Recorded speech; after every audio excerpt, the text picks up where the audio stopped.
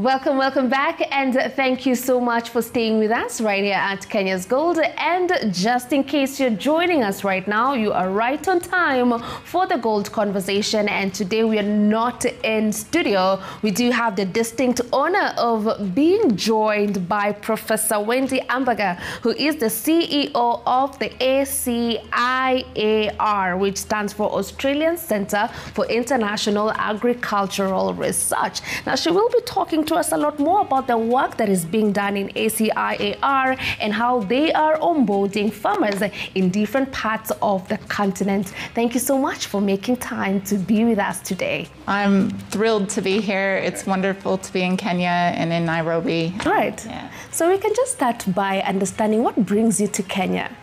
Yeah, so we're actually here. So ACR, or the Australian Centre for International Agriculture Research, we actually fund research and capacity development here in Kenya, but also throughout the southern part of Africa and eastern part of Africa. So we're here for partnership meetings this week with our government and research partners, but also here for a really big event that Nairobi's hosting called the CGIAR Science Week. And I think there's 8,000 people from across the globe here to talk about research in agriculture. It's amazing that it's being held here in Nairobi. Professor, you have played a very influential role in the space of agriculture for over 20 years.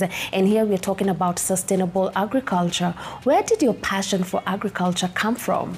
So it actually came from growing up in agriculture, growing up on a beef cattle operation, our ranch in the United States in a state called South Dakota, which is a very, very rough place to grow up. Dry in the summertime, very, very frigid winters. And agriculture is the life of our society.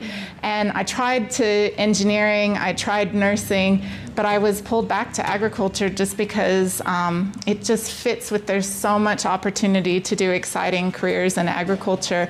And for me, it was an opportunity to do something that actually was meaningful and had impact and value in life. On top of being the CEO of the ACIAR, you're also an honorary professional fellow in the School of Agriculture and Food at the University of Melbourne. Please talk to us about how important it is to include agriculture into our school curriculum.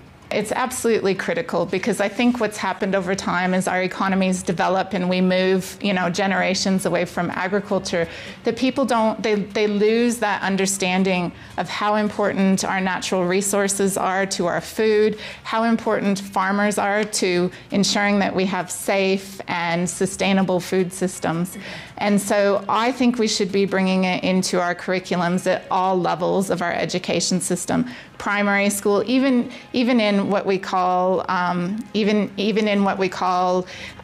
kindergarten, at the earliest levels, teaching kids about where their food comes from, the exciting opportunities in agriculture with technology once we start moving into secondary school, and then in agriculture curriculums at universities, bringing in people that might be doing engineering, realizing that actually agriculture has a big need for engineers or for chemists or for people in IT. I mean, right now there's a huge demand for people coming in from the computer science areas. And that's a great way to start bringing in youth into agriculture. And I don't just mean teenagers, I mean people in their 20s, and getting them excited because they're the big thinkers and think about market opportunities. Right. And the parts in the middle part of the value chain, so post-farm gate and before it gets to consumers, there's so many exciting opportunities there that really are business and entrepreneurial and exciting trade, policy, all of those areas. So I think exposing students at the universities to the different opportunities, that agriculture isn't just smallholder farming. That's critical and that's important because most food is produced by smallholder farmers, who are women, by the way. But getting youth and women involved in agriculture is really important too. So not just at the farming level, but beyond the farm gate too, in the rest of that food system. That's part of agriculture as well. Right. Now, there's someone who's watching us, and this is the very first time they're hearing the word ACIAR, and they're wondering, what do you do? Please kindly share an overview of the work done in the ACIAR and also the 10-year strategy that you've had between the years of 2018 to the year of 2027. Thank you. So ACR is a really unique government agency, Australian government agency. There's only one other like us in the world, which is the Canadian agency, which is called the IDRC. We actually just met with them earlier today. They have a big office here in Nairobi.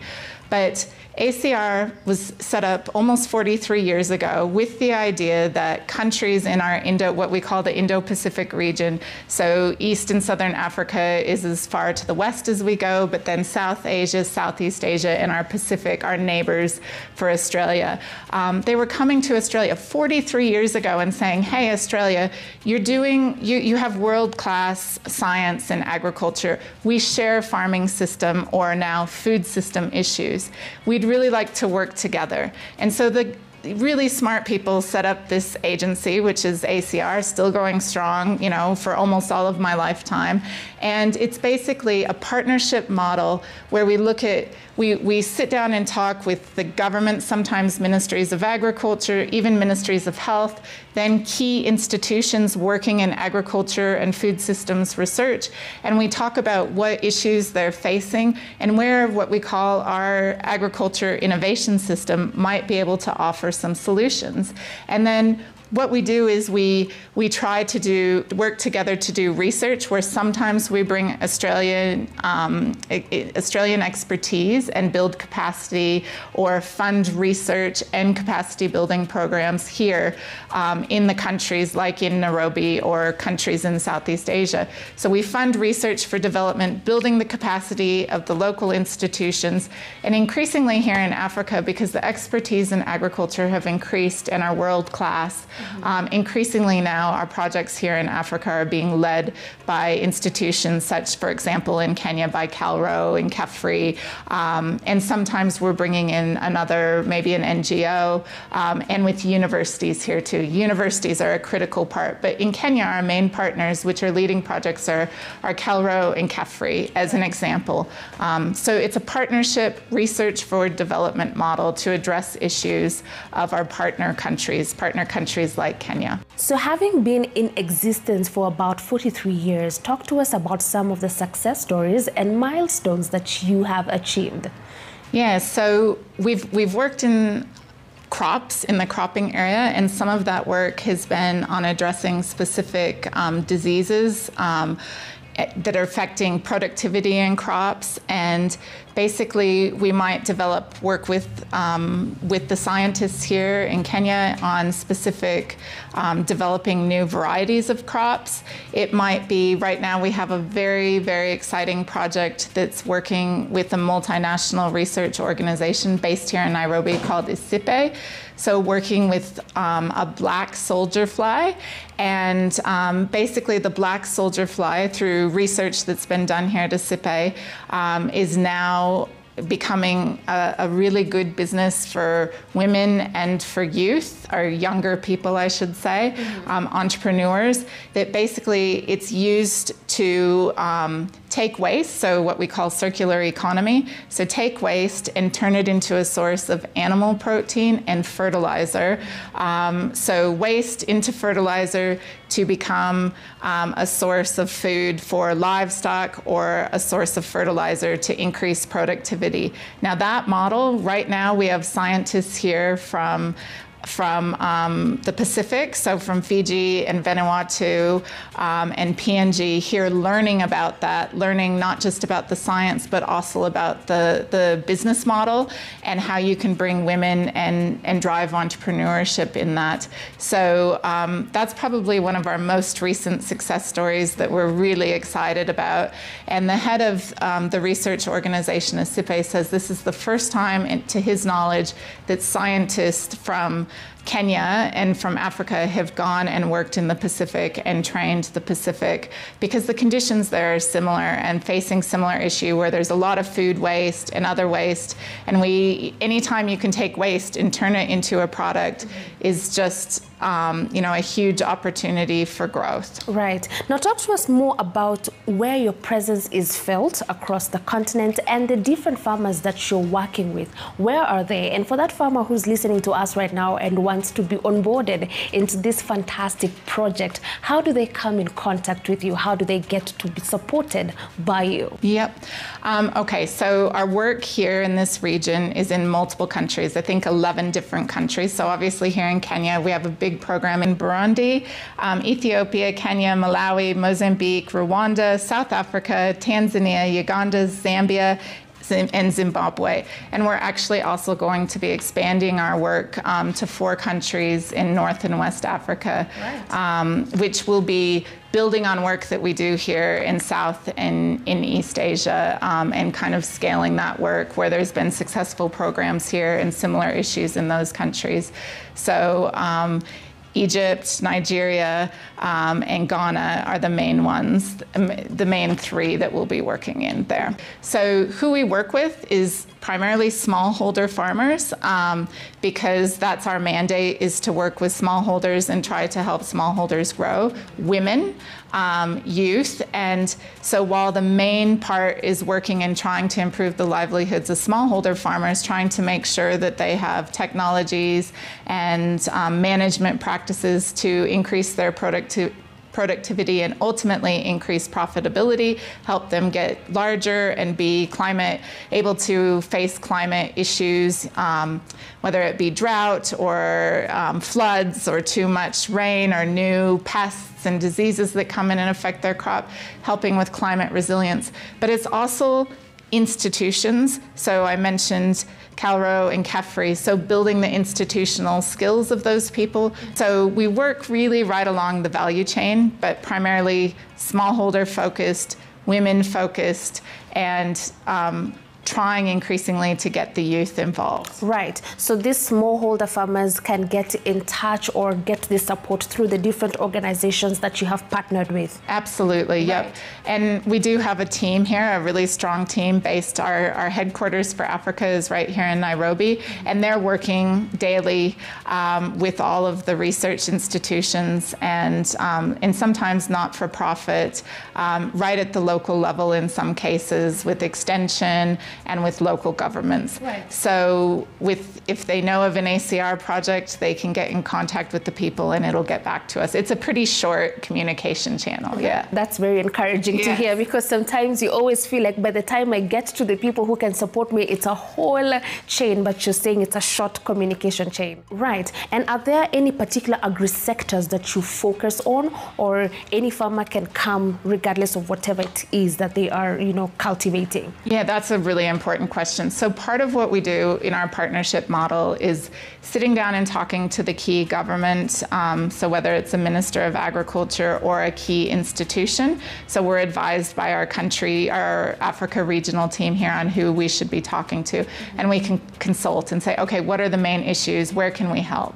So it's actually country-led priorities. So we don't choose, it's led by the governments and the key research institutions, which they know their farmers in most cases, right? Or they're hearing from them. And so with that, the main areas we're working on are different crop issues, kind of that whole value chain of crops. So for example, rapid cooking beans. We know that cooking time is a major issue with beans. Beans are a very important part of the diet in many countries here. And so trying to develop varieties of beans that take less time to cook. So my colleague would tell me this, who's from here in Kenya, she'd tell me the story about, beans for breakfast, that her mother would have to cook them all night long. Her mom was working and didn't have time, right? So that's just one example of something we're working on right now. Different crops to rotate to have improved soil conditions, address different climate issues. So crops is a big one. Forestry is a big one as well. We know that's a big issue for the president here in Kenya, and it's been something, so we just launched a big project a couple of weeks ago or maybe a month ago called Regreening Africa. So that's focused on, not just forestry, but forests are a big part of getting regrowth of forests, of natural forests, or maybe looking at ways to have more productivity of land and different crops you can bring into that, into diversifying to address climate issues. So crops, forestry, agribusiness is one, and a really big program in some countries like Ethiopia is livestock. So we know that livestock is a system. It's not usually just livestock as the crop. It's some livestock and crops usually. And so looking at those systems and the right mix and what are the issues that smallholder farmers that produce livestock, different types of livestock are facing. We also have a big project right now on chicken genetics. So what are the right local chicken poultry genetics that can be utilized and best suit the environment and the climate.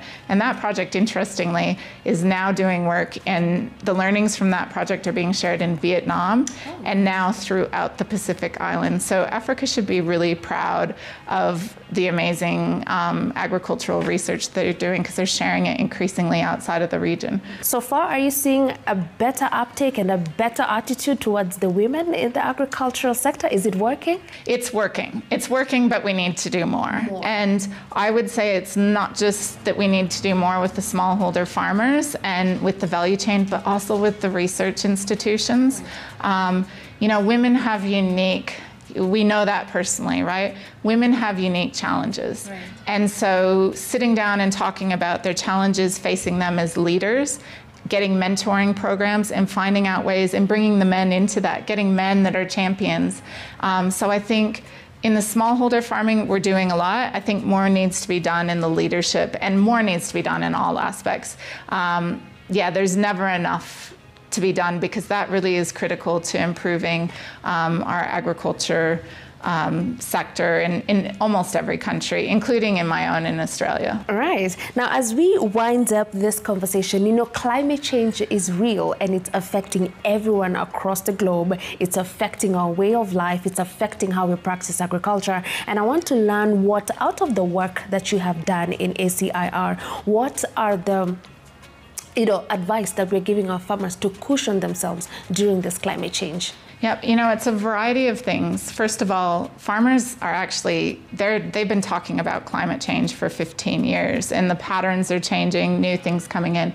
So understanding what are their challenges, and then talking about them about ways to diversify, so what we would call risk management strategies. So different varieties of crops, different crops, maybe planting at different times, helping get irrigation systems in, really forecasting and thinking through what-if scenarios with them, but really training and getting people to think about what those issues are. So finally, what does the future hold? What more is ACIAR looking to accomplish? This week, we've been having meetings, and we'll continue on for the rest of the meetings, learning where we can work together, but actually a big focus is going to be on helping with climate resilience, and really whether it be looking at research for new varieties or new business models, but also improving the capacity or increasing the capacity of women and of youth. We're really excited to look at ways of bringing youth into agriculture. We know there's a huge share of the population here in the continent that are young people, and the more that we can work together to bring them into agriculture systems, food systems, is something we're really interested in, and really getting that business side of agriculture. Great. Thank you so very much, Professor Wendy, for speaking to us today, and we're looking forward to seeing a lot more of the projects that you are supporting, not only in Kenya, but across the continent, like you had mentioned. Thank you so much. Thank you, too. It's been wonderful to be here, and thanks to everyone in Kenya for allowing us to work together. What a fantastic conversation we just had with Professor Wendy Umberger, who is the CEO of the Australian Centre for International Agricultural Research, and she's here in Kenya making sure that the good work that they're doing with our farmers across the country and the continent continues. Thank you also, our viewers, for watching.